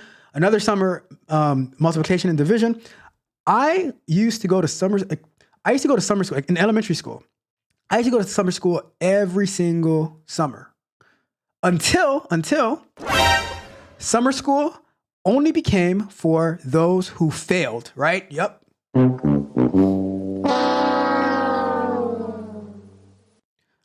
I was reading a bunch of books as a kid. I was taking apart computers and putting them back together as a kid. So, should the education curriculum be better? Yeah, it should. Well, guess what? How many parents go down to the school board and say, "Well, we want the educational curriculum to be better. This is what we want." You guys vote them in, don't you? So that means you have power, or not? I'll tell you this. I know Alexis, Rogers and Herbs. Her daughters are taking like a robotics homeschooling thing. So it's possible. It's possible. Her daughters are on a STEM track. So she didn't depend on the school system to take care of her daughters. So, that's how I feel about that. Don says H1B is so common in QA. I don't know, Don, because here's why I say I don't think so, because if they were common in QA, then most QAs wouldn't be outsourced, right? If they were bringing somebody into the country for QA, then you need to have I don't know, and companies they don't like to do it. Big companies, maybe? I don't know. Let me see. All right, so, and imagine the translation modern day indentured servitude, as I stated in my original comment, which, whether that's true or not, I really don't care. All right, let's go down. Let me keep going. Let me see. So Emmanuel said, yeah, but a lot of H-1B visas from India aren't graduating from India's version of Harvard. They go to boot camps too and are eligible for H-1B visas. Well, maybe that you got to modify the policies. Maybe, I don't know. But if that's the case, I mean, look. All right, here's the deal with that part, right? If a company is choosing bootcamp grads from other countries, then their product's gonna suck and they're gonna fail anyways. Because all right, is the high tech oligarchs? Are we talking about Amazon, Facebook, Tesla, SpaceX, Netflix? Are those who we're talking about who are choosing? People who aren't Indians who aren't graduating from India's version of Harvard. Are we talking about are those the company? Because all right, Emmanuel Dark, have you ever interviewed for one of those companies? Have you interviewed for one of those companies? Do you know what the interview process is for those companies?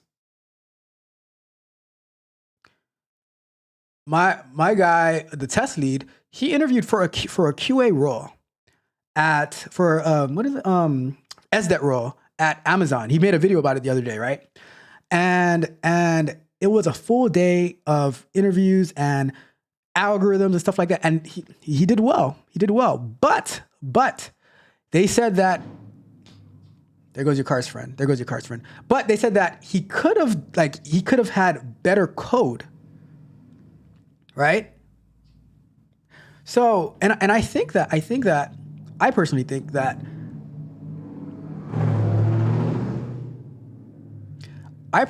that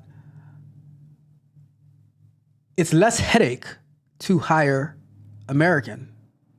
But if they can't find it, then to hire, because you might think it's lower wages, but there's a bunch of additional fees that come onto it. So, because I worked for a company that did not they did not want to do the H-1B visa, but they made a special case for one person. Then after the 3 years up, we're not doing it again, right? So, and then the person had to leave. Let me see. Stock Club Basics tonight. Well, the wealth building journey. If you're ready, let's see what your car has to say. Your car of Stock Club Basics tonight, part 2. Let us know, and we will be there. My guy Jason in the building. What's up? I work with Jason one-on-one, right? So Jason says, I don't agree with H-1B visa program as it is. Whether Americans don't want these jobs or not, they are American jobs. I don't think that Americans don't want jobs is the full story. I agree with you. I don't think it's that. But do you have the education that is necessary? Because I don't really believe on the job training. I think on the job training for the particular company sector, like the way that they work, but I'm not gonna be hiring somebody to train them on how to do like the basics of the job. You need to come with the basics, with especially for the more complex stuff. If I'm Elon Musk, right, I'm not gonna be sitting next to you, holding your hand, showing you how to code, because you chose, and I'm not talking about, but because you chose to spend your Friday or whatever day it comes on to watch Empire and binge watch, Game of Thrones and all that type of stuff, right? It's my thoughts on it. Let's see. Mitch says, I met her in summer school. Who did you meet in summer school? Who did you meet in summer school? It says summer school. Summer school used to be called a dumber. I'm telling you, when I was growing up, summer school was for everybody. And my parents made me go to summer school every summer until they said, you know what? Summer school is for those who failed. And I was like, my dad was like, well, what am I supposed to do with, like, I guess I have to have them learn this stuff on their own now, you know? We also had Hooked on Phonics when I was growing up. My parents, like, I think it was at 9 p.m. My parents were like, all right, time to do Hooked on Phonics. And they would say, go read this and come back and give me a summary about it. And then we'd have to write a little description about it. We used Hooked on Phonics. I had typing tutor when I was growing up. My mom taught me how to type starting around 7 years old. All right. So everybody got a computer, right? There is no excuse for somebody not knowing how to type. And it's not the 2-finger type, right? It's typing with your hands like that, right? No excuses. See, I do not participate in the Victim Olympics whatsoever. What up, the Ultimate Journey, by the way? My guy CJ says, Ralph fighting with everyone today. He's not agreeing with anyone. Let me see. Jason says, is an H1B visa holder really competing, or is he or she getting special privilege because they are a H1B visa? Well, the thing is with the H1B visa, from what I understand, what we watched today, a company has to apply for you to get an H1B visa, and the cost, it might cost them about like $5,000, and they're stuck with you for about 3 years. And they're stuck with you for about 3 years. So I'm like, if I had a company, I wouldn't want to go through the hassle, right? But I'm not going to be hiring somebody who's going to be having me have bugs in my software. I can create my own bugs, okay? Let me see. What else we got? The Wellbeing Journey says, talent is talent regardless of where to source them. India and China each have more honor kids than the US has total kids. Oh, that even hurt me. The World-Building Journey. That's harsh. That is harsh. Oh my God. I mean, to be fair, their population as well is like. Yo, the sign is real simple, B. That's not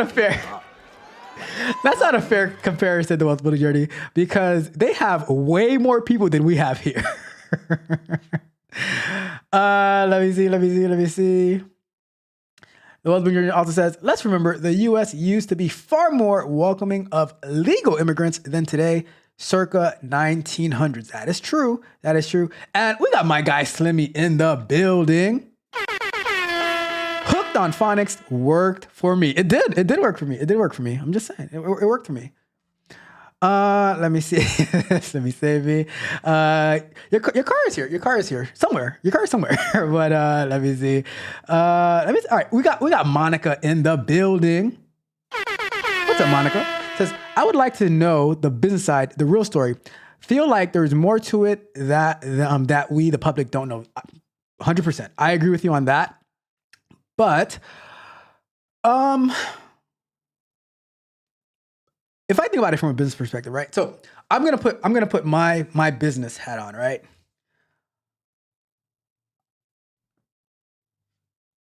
Some for like this, right? I'll tell you this, Monica. Monica, between you and me, don't tell anybody else this, right? This is between you and me.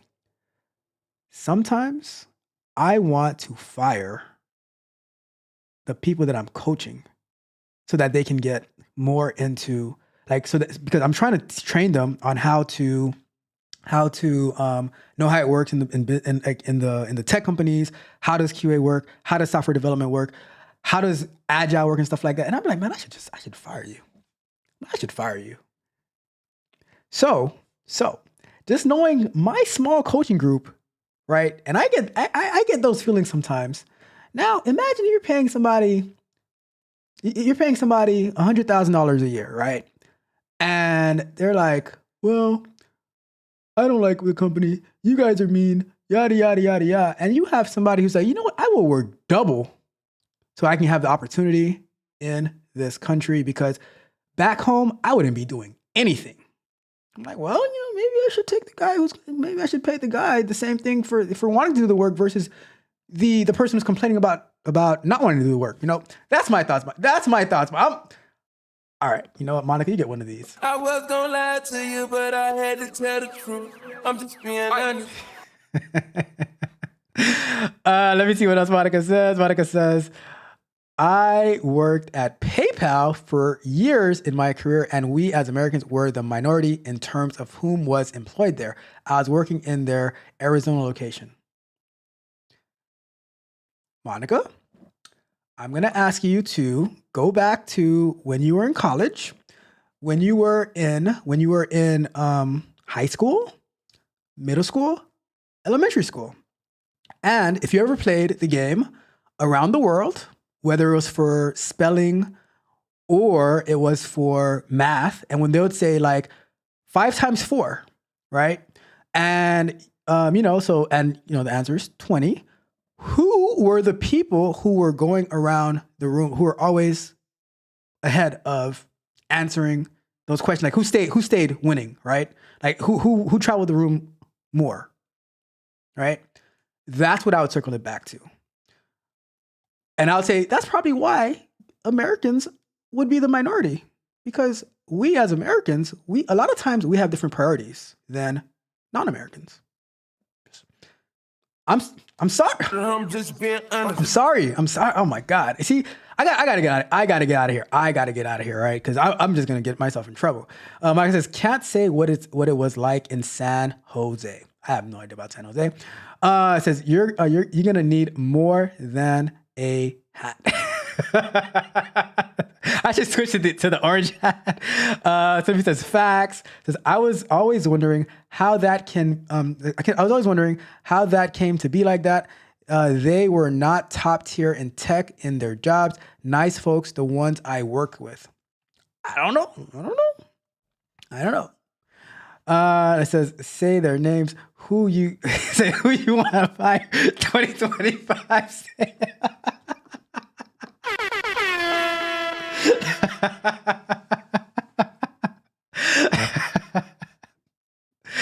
Anyways, all right. That's my thoughts.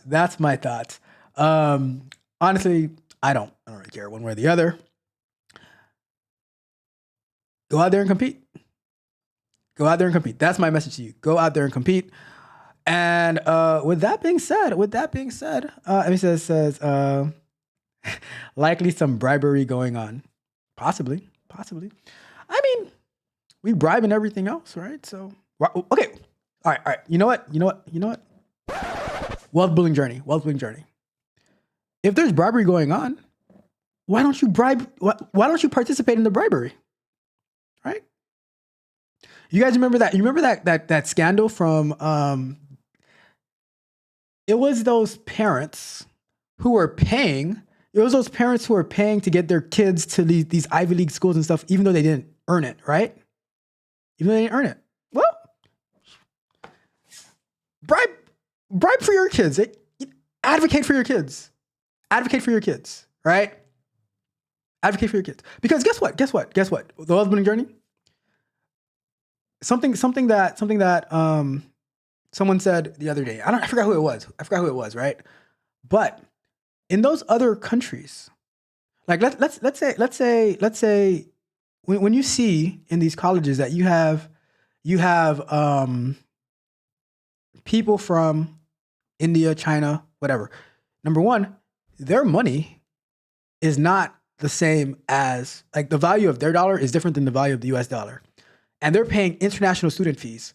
So their tuition is 2 to 3 times more, right? So and if their family has to pay it from their, like, however, like, their currency is, they're paying a lot for that education. So maybe it means more to them. I don't know. They don't just get these student loans where they can get a 200,000 student loan on, political science or something like that. Look at the college majors, right? who's in school for social services, who's in school for political science, who's in school for international studies, who's in school for computer science, who's in school for cybersecurity. Then look at the boot camps. Who's in school for cybersecurity? Who's in school for software engineering, for full stack web developer, stuff like that? Let's see this. Mitch, can you send me some stats? Do some data analytics, all right? Just saying. I'm just saying. Let me see. It says, why did y'all get this guy? I don't know, man. I don't know. So Alexander says, you're speaking facts. Around the world game, back in the day, the international students would mop up the floor with American students. Not in sports, though. Not in sports, Alexander. Not in sports. We dominate the sports and the arts. We dominate the arts. We are great. See, the world loves our ratchetness, right? We dominate the sports, we dominate the music, we dominate the culture, but we do not dominate the education. Bruh. Just saying. The Wellbeing Journey says, longest money wins, Operation Varsity Blues. And Mitch says, are you bragging or complaining? Always bragging, Mitch. Always bragging. It's called the Golden Rule. He who has the most gold gets to make the most rules. As it should be. Because if you didn't go and work out to get that gold, then no soup for you. All right? It's corruption, in my opinion. Fair enough. Everyone's entitled to their opinion. The Wealth Building Journey says.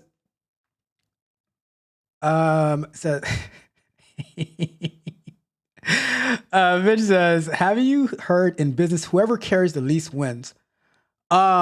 Mitch, not only in business, I've seen also in relationships, whoever carries the least also wins. All right. I'm just being honest. Says, look at who is in school for AD would call it underwater basket weaving degrees. Oh. I don't want to say it, but if Alexander wants to say it,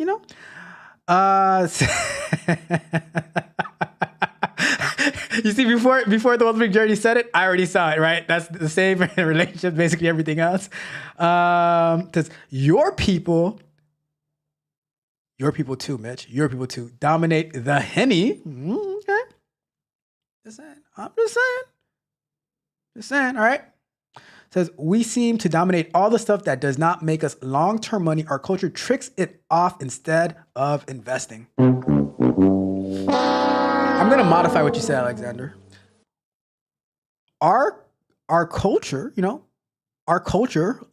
Western civilization, we dominate the stuff that makes 1 to 2 people money, and everyone else is a fan of those people and has nothing and tries to replicate those people, and we elevate them while in our Western culture, the one who's in the library till 1 o'clock in the morning, studying, trying to get his cybersecurity degree from WGU, who goes to the community college, who's working and stuff like that, who wears glasses,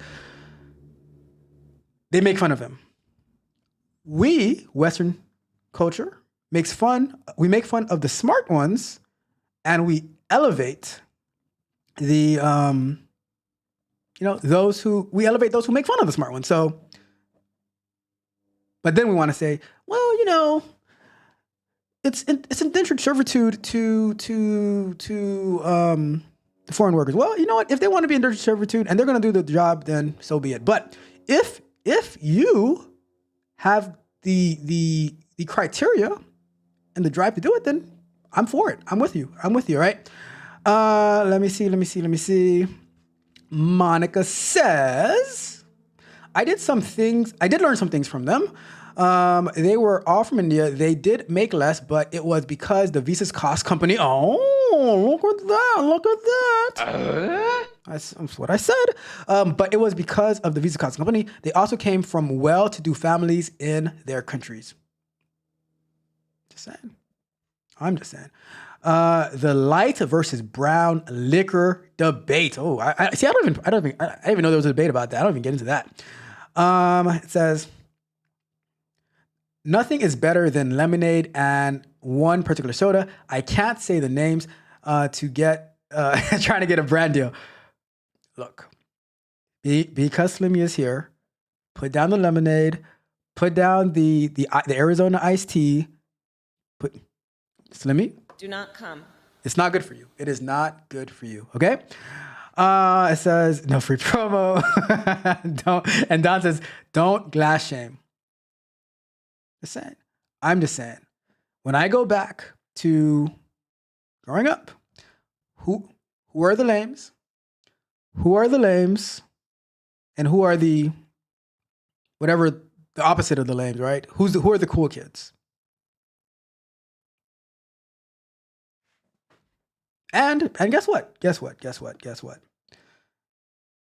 The lames, the 5 lames that there are, they're working right next to the 20 H1B visa holders that the company has, right?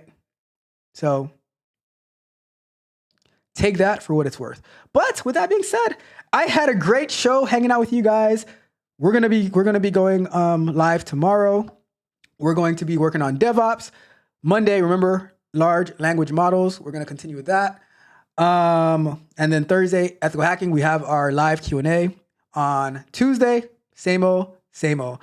Perfect. All right. So, and let me finish that. So, my guy, Slimmy, my guy, they be hating on him. Let me see. Opposite of the lames. I don't know. What do you call them? It says anything is possible. Anything is possible. All right, y'all. I'm out of here. Thank you for hanging out with me. You know what? We're gonna end the show on this song. Right? To all the people who are upset about competition and putting your best foot forward, this is for you.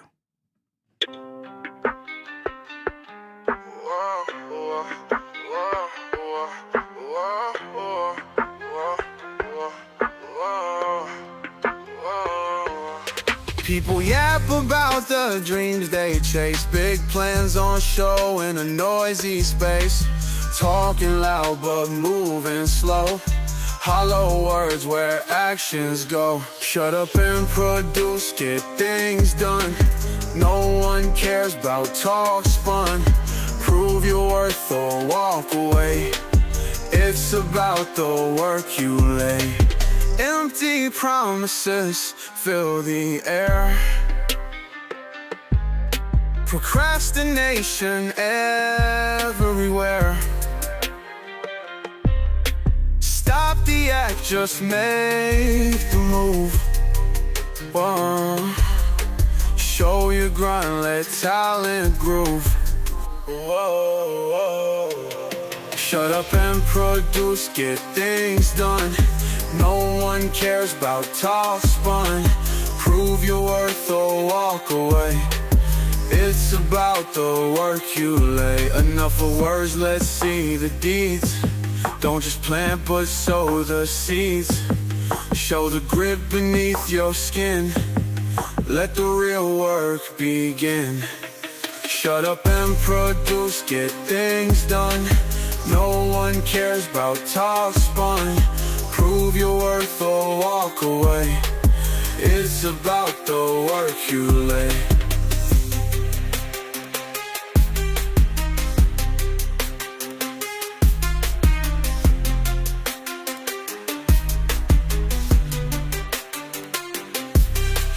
Enough of words, let's see the deeds.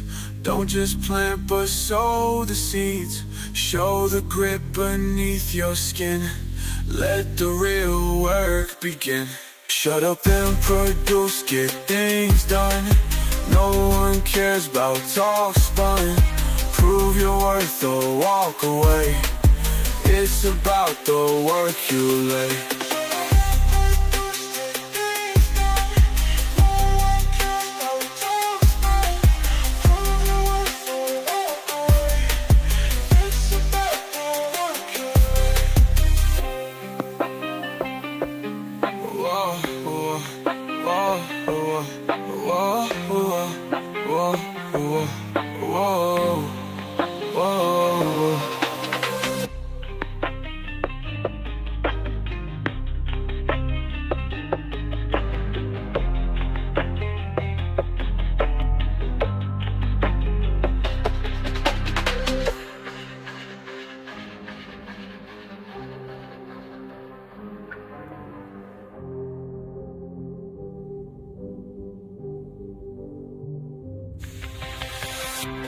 Words left seed deeds.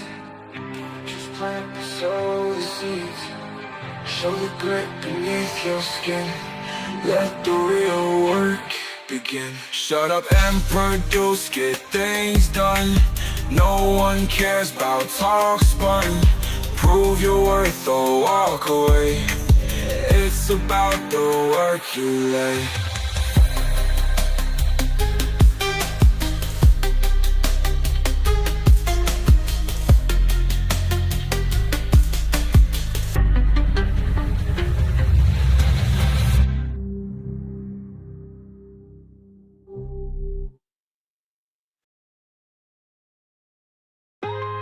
I used to roam those crowded streets where all the ghosts I know.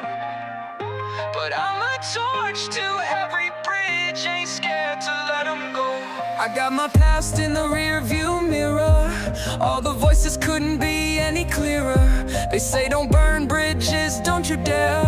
I got dynamite, I just don't care. Blow them up, let the pieces fly. Watch the dust settle underneath the sky. Never look back, keep my head held high. No more tears, I won't cry. They say make amends, learn to forgive.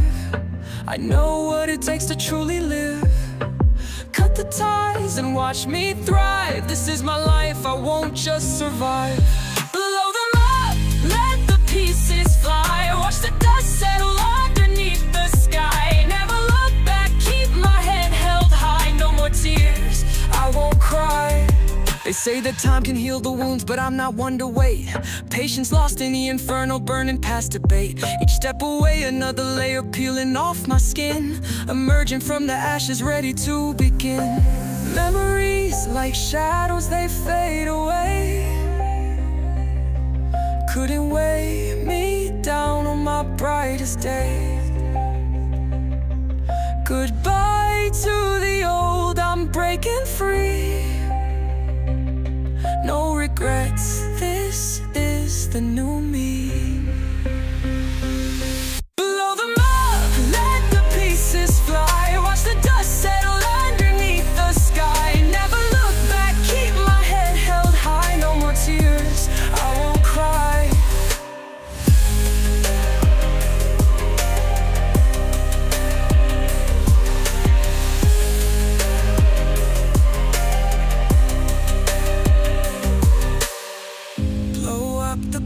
Just don't look back. The past is just a memory in gray and black. Keep walking forward, leave the wreckage far behind. I'm setting fire to every bond that tried to hold my mind.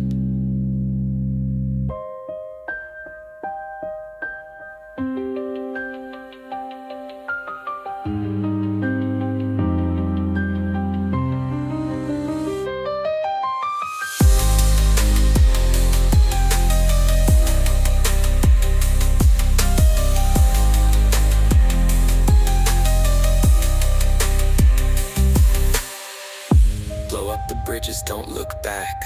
The past is just a memory in gray and black. Keep walking forward, leave the wreckage far behind. I'm setting fire to every bond that tried to hold my mind.